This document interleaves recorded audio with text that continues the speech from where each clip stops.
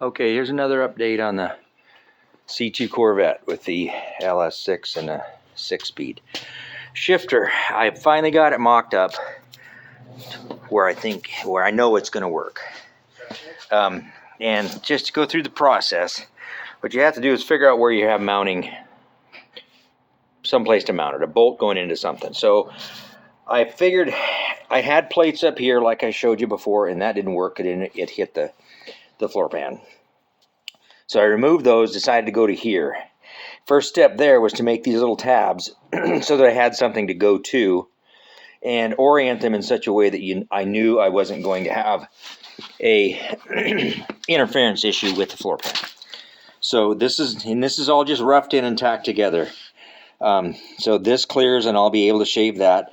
I'll round this off. I'll make that nice. This will all weld nice.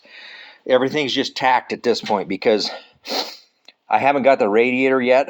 It looks like it'll fit, but when the radiator gets here, I'll be able to make a final determination if everything's right, and then everything will get put back together. So to go through what I did is I made these tabs, made sure they fit in the bolts without rubbing on the transmission. And the other thing is, okay, how am I going to mount it? I started with this one because it was easy. It was pretty straight, just almost straight back.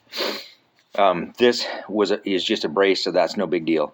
I'll trim all these down so there's no sharp edges because I hate it when there's sharp edges. You catch your knuckle and cut yourself. This is what's left of the CTSV shifter. And why I did it this way is because these, the way you change out parts when they get worn is you just drill these two rivets out. You pull the shifter apart, pull this bolt out of the bottom, of course, and you can change the guts. So it still has original GM parts that you can still get to rebuild the shifter if it ever gets sloppy. This piece and this ball mechanism in here is what needs to be changed out. The only thing that I'm concerned about is he won't be able to put a short throw shifter in it because this is so close to where the drive shaft's going to mount. But I don't think that's going to be an issue. So what I did is, this rod is 3 pieces of the original rod, and I was able to use the offset in it. It's an 1.5 inch offset to get it over that 1.5 inch. This gave me another inch, or 3/4 of an inch. That put me right where I wanted to be in the hole of the floor pan. And then I had this 1/2 inch rod. I bent it to fit here, cut bevels on these, and then braced it up. And it is solid as rock. I mean, it is super solid. Same thing over here. And then my consideration for here was, how am I going to service this if we ever have to pull a transmission?